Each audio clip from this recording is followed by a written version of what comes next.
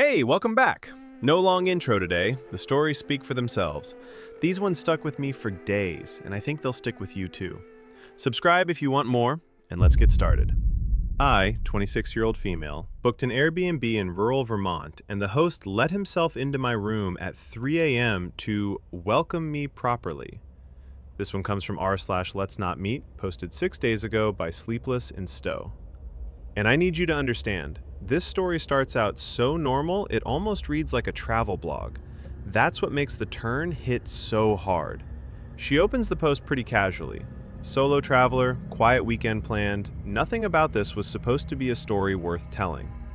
So I, 26-year-old female, am a solo hiker. I do trips like this all the time. Find a quiet spot, book a few nights, disconnect from everything. This listing in rural Vermont checked every single box. Rustic cabin, gorgeous photos, surrounded by nothing but woods and hills. The reviews were glowing, like 30-something 5 stars. The host was this older guy, maybe mid-60s, and his messages before I arrived were so warm. Called me dear, said he hoped I'd feel right at home. Nothing weird about it, just grandfatherly energy. The drive up was beautiful, but once I got past the last small town, my phone dropped to 0 service. Like completely dead, no bars at all. I pull up to the property, and honestly, it's even prettier than the pictures. And he's already standing on the porch waiting for me with this big smile. He insisted on carrying all my bags inside, gave me this full tour of every single room, showed me how to work the wood stove, pointed out his cottage about 200 feet from the main cabin through the trees. Said he liked being close in case guests ever needed anything. I thanked him, he finally left, and I spent the whole afternoon on the trails. Came back completely exhausted, made some tea, double-checked the front door was locked, and was out cold by 9. I woke up in total darkness to a faint clink, like porcelain on porcelain. I fumbled for the bedside lamp. He was standing at the foot of my bed, fully dressed, holding a silver tray with a teacup and biscuits, just smiling at me. He said, "I always welcome my guests with a cup of tea. I'm sorry it took me so long. I had to wait until you were properly settled." And that's where she stops. Frozen in bed, heart slamming, staring at a man who got through a locked door at 3 in the morning to watch her sleep, and genuinely believes he's being hospitable. So she's sitting up, in the dark, staring at this man at the foot of her bed, holding a tea tray at 3 a.m. And what comes next is somehow worse than the initial shock. I couldn't scream. I sat up, clutching the blanket, and said, "What are you doing in here?" He tilted his head like I'd asked something strange, set the tray down, and said, "I do this for all my guests. It's my welcome tradition." Like I was the weird one. I asked him to leave. He nodded, wished me good night, closed the door softly. I checked the lock, interior latch, no deadbolt. He had a key, or it was useless. I shoved the chair under the handle and sat with every light on until sunrise. Tried to text my friend, but signal was barely 1 bar and nothing sent. When the sun came up, I almost drove home, but I kept going back and forth. Maybe he's eccentric. Maybe it's a cultural thing. Maybe I'm overreacting. So I went downstairs. He'd made a full breakfast. Eggs, toast, fruit, coffee. Acted like nothing happened. Said previous guests always loved his personal touch. That phrase sat wrong, but I smiled back. I hiked all afternoon to get away from the property. When I came back, he was standing at his cottage window, watching me walk up the path. Didn't wave, didn't move, just watched. She spent the whole night trying to convince herself it was fine. And honestly, that's the part of these stories that always gets me. Because the thing about this guy is he never once raises his voice, never threatens, never does a single thing you could point to and call dangerous. It's always just a warm smile and a perfectly reasonable explanation. And that's the whole playbook. And OP is stuck in that headspace where your gut is screaming, but your brain keeps talking you down. That moment at the window, though, him just standing there, watching her walk home without moving or waving, that's where the doubt starts to crack. She wasn't taking any chances the second night. I barricaded the door. Chair wedged under the handle, suitcase pushed against it, and I slept fully dressed with my car keys in my fist. I told myself if I heard anything, I was gone. I woke up around 2 a.m. Not to him in the room this time, but to the sound of the door handle being turned. Slowly, carefully, like someone testing whether it would give. Then it stopped. I heard the handle release, footsteps moving away down the hall. I didn't move. I barely breathed. I stayed like that until morning. At breakfast, he was already at the table, eggs and toast laid out, smiling like nothing happened. Then he said it. "You seemed restless last night. I almost brought you chamomile." I smiled back and told him I'd gotten a call. Family emergency. Needed to cut the trip short. He looked disappointed but didn't push it. While I was packing, I opened the bedroom closet to check for a jacket I might have left. The closet was weirdly deep, way deeper than it needed to be. There were scuff marks all over the floor, and it smelled faintly like laundry detergent. I didn't think much of it at the time. I just wanted out. I drove the entire 2 hours home with my hands shaking on the wheel. The comments hit hard on this one. "I had to wait until you were settled" means he was listening. He was waiting for your breathing to change. I feel physically ill reading this. That's exactly what I keep replaying. I'm a light sleeper, and it still took me a few seconds to register someone was in the room, which means he opened the door, walked in, and positioned himself without making a sound. He's practiced at this. The floorboards in that hallway creak. I heard them every time I walked to the bathroom. He knew where to step. I live near Stowe. Which road was this on? There's a handful of old farmhouse Airbnbs out past the covered bridge, and this description is making my skin crawl. I stayed at a rural Airbnb last year, and the host left homemade cookies on the porch. I thought that was sweet. Now I'm going to check every surface in my next rental with a flashlight. Now this is where OP's story shifts from unsettling encounter to something way more calculated. A few days after she got home, she came back with an update post. "I found the baby monitor, and I'm never staying anywhere alone again." So I've been home for a few days now, and I cannot stop going back to that listing. I pulled up every single photo on the page and started zooming into the bedroom shots. In 2 of them, the closet door is slightly open, and in the mirror's reflection, clear as day, you can see a pillow and a neatly folded blanket sitting on the closet floor. Someone had been sleeping in there, or at the very least, staging it to look that way. I went through every archived review I could find and pulled up 3 older ones that specifically mention him checking in during the night. One 5-star review literally reads, "He said he likes to make sure guests feel at home. Sweet older guy." My stomach dropped. This has been happening for years, and people framed it as hospitality. But here's the part that actually broke me. When I got home, I tossed all my sheets into the wash. I'd accidentally grabbed one of his pillowcases. Nervous packing, I wasn't thinking straight. While I was stripping it, a small battery-operated baby monitor fell out onto the floor. It had been wedged between the mattress and the headboard, transmitter side up, still faintly warm. The comment section went nuclear after this one dropped. The tea tray detail is what gets me. He rehearsed this. He had a whole routine. This wasn't impulsive. He's done it before. The 5-star review calling him a sweet older guy for checking in at night is genuinely one of the most disturbing things I've ever read on here. That reviewer normalized it. That's the scariest part of this whole post, honestly. Someone experienced the same thing and coded it as charming. Makes you wonder how many people he visited who just didn't wake up and never knew. Users in the thread started running amateur investigations on the listing and the monitor model. What they pieced together only made the whole thing worse. So here is where everything landed. OP came back with an update post. "I found the baby monitor, and I'm never staying anywhere alone again. I filed the police report the morning after I got home. Handed over the baby monitor, the photos I took of the listing, screenshots of every message he ever sent me. I sent the same packet to Airbnb support with a detailed timeline. Within 48 hours, the listing was gone, wiped clean like it never existed. But before his account was fully deleted, he got one last message through to me. It just said, 'I hope you slept well. Most guests do.' Most guests do.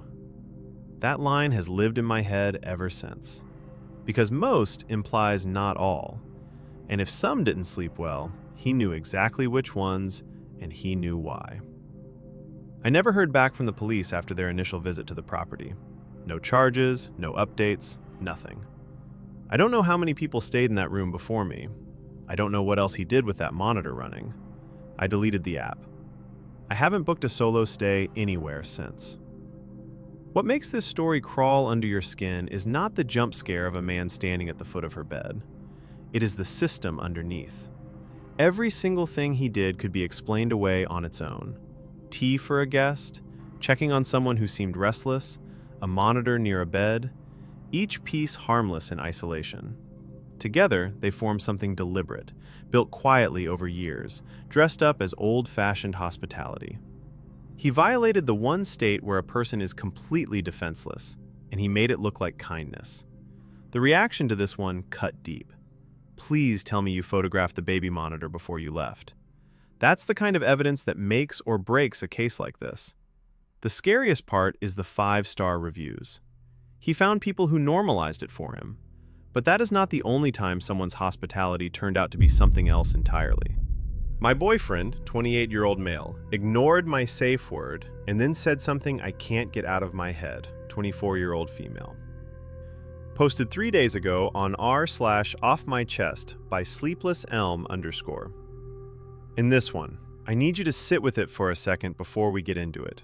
She opens the post already shaking. Throwaway because he knows my main. My hands are shaking typing this, and I've deleted this 3 times already. I, 24-year-old female, have been with my boyfriend, 28-year-old male, for 2 years. We have a dynamic. I'm not going to go into detail, but we established rules early. Hard limits, soft limits, and a safe word. We talked about it for weeks before anything even started. I'm not naive. I did research. I trusted him completely. Saturday night, everything was normal. We had dinner, watched something, the usual. Nothing felt off. Then things moved to the bedroom, and at first it was fine, but something shifted. His energy was different, harder, colder. I used the safe word. He didn't stop, didn't even flinch. I said it again, louder. He pinned my wrists down, looked me dead in the eyes, and said, "I'm in the mood to kill you tonight." Then he smiled, like he just told a joke I was supposed to laugh at. I couldn't move. I couldn't speak. My whole body just shut down. When it was over, he rolled off me and asked if I wanted Thai or pizza for takeout. Like nothing happened. I locked myself in the bathroom and sat on the tile floor for over an hour. I couldn't feel my legs. That is how she opens. No buildup, no softening it. Just the floor dropping out from under you on sentence 1. And trust me, where this goes from here is so much worse than what she just described. And this is where the story shifts from one bad night into something much harder to name. The next morning, he made me coffee, like nothing happened. He kissed my forehead and asked if I slept okay. I just stood there, holding the mug, trying to figure out if I was losing my mind. For 3 days, he was the most attentive version of himself, cooking dinner, pulling me into hugs, telling me he loved me. And the whole time, I felt like I was suffocating. I finally brought it up on the 4th night. I kept my voice calm, said I wanted to talk about what happened. He laughed, actually laughed, said I was being dramatic and that he thought I was playing along, that the safe word thing was part of the scene. I sat there, watching him rewrite the entire night with a straight face, and I felt my stomach just drop. Because for a second, I almost believed him. I started sleeping on the edge of the bed, flinching when he reached for me. He noticed and got annoyed, said I was being weird and making him feel like a monster. I called my sister on my lunch break and told her everything. She didn't even let me finish before she said leave. Just leave. And I almost didn't. Because he's never been like this before. That's what I kept telling myself. But then I started thinking about other times. Times he held my wrists a little too hard and said sorry with a smile. Times he pushed past a soft no and called it enthusiasm. Times he watched my reaction a little too closely, like he was testing something. Every single time there was plausible deniability. Every single time I gave him the benefit of the doubt. I don't know how many red flags I explained away because the rest of the relationship felt safe. That right there is the part that makes this story sit different. Not just what he did, but how cleanly he made her question whether it even happened. And trust me, this one is far from over. So she starts putting a plan together, quietly. I started moving things out, slowly. Birth certificate, passport, the external hard drive with my photos, all went to my sister's place in a gym bag over the course of a week. I told myself I was being smart about it, but honestly, I was terrified he'd notice. And he did notice something. Not the missing documents, but the distance. He started checking my phone when I was in the shower, asking where I'd been if I got home 10 minutes late. One night, he asked who I was texting, and I said my mom, and he just stared at me for way too long before saying okay. I was walking on eggshells every single day. Then one night, he was in the shower, and I needed to look up my sister's new address. I grabbed what I thought was my laptop off the desk, but it was his. Same model, same case. It opened to his desktop, and there was a folder there that made me pause. I didn't click it. I don't know why. Something told me not to yet. I closed it and put it back. The next morning, while he was at work, I packed one bag, grabbed my charger, and walked out. I drove to my sister's and didn't look back. He called 11 times that first hour. Then the text started. "Where are you? Why aren't you answering? This isn't funny. You're scaring me." Then, "If you don't answer me, I'm coming to find you." The comments on this one came in fast. The smile is what's getting me. He wanted you to know he heard you and didn't care. That's not impulsive, that's calculated. That's exactly what's been eating me alive. He heard me. I know he heard me because his grip got tighter right after I said it. Like the word itself was what he was waiting for. I keep replaying it and I feel so stupid because afterward he acted completely normal, made us tea, asked about my day, like nothing happened. Please tell me you're not still in that apartment. That wasn't a joke. People don't say things like that as jokes. That was a confession dressed up as plausible deniability. You need to tell someone in your life right now. Not tomorrow, tonight. Screenshot everything. Do not confront him alone. OP came back about a week later with an update post. I found his laptop open, and now I understand what that night actually was. I debated whether to post again, but I feel like I owe it to everyone who commented on my last post. You all helped me see what I was refusing to see. I've been staying at my sister's place for about a week now. Yesterday, I went back to the apartment with my sister to grab the rest of my things while he was at work. I was just trying to get in and out fast. I grabbed my charger from his desk, and his laptop was sitting there, open. And I saw that folder. The one I noticed before, but never opened. This time, I clicked it. Inside were video files, dozens of them, dates going back months. He had been recording us during intimate moments without my knowledge or consent. I felt my stomach just drop. I scrolled through the file names and one stopped me cold. It was labeled with the date of that night, the night I used the safe word. But he had renamed the file. He called it The Good One. I took photos of the screen with my phone, grabbed my things, and left shaking. I filed a police report that same day, but they told me the recordings alone might not be enough for criminal charges in my state. I'm looking into a lawyer. I just need people to know this is real, and I am not making this up. That file name, The Good One. Let that sit for a second. That night was not an accident to him. It was his highlight reel.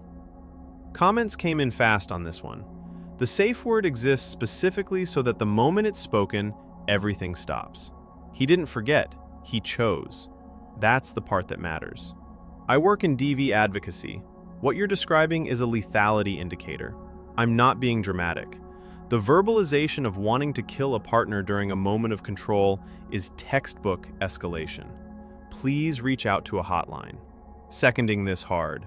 The danger assessment checklist literally asks whether a partner has ever threatened to kill you. It doesn't matter if he framed it as play. The context was him overpowering you while you were saying stop. That's the context that counts. After everything that came out about the recordings, OP came back one final time with an update post. I found his laptop open, and now I understand what that night actually was. He's been texting my sister's phone from unknown numbers. Rotating burner numbers, different apps, new ones every few days. Some messages say, "I just want to talk." Others say, "You're ruining my life." Then right back to calm again like nothing happened. The pattern feels so familiar now.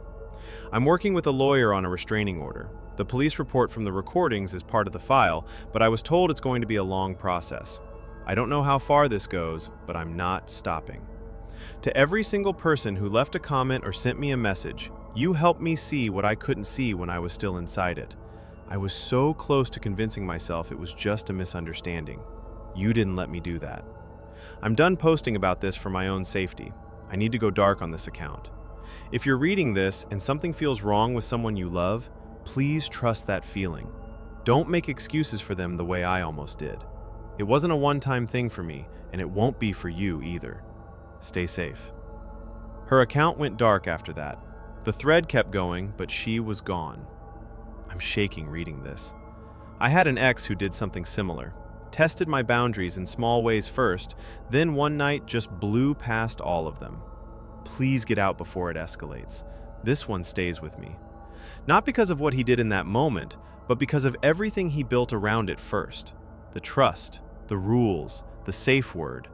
All of it was scaffolding for the night he'd tear it all down.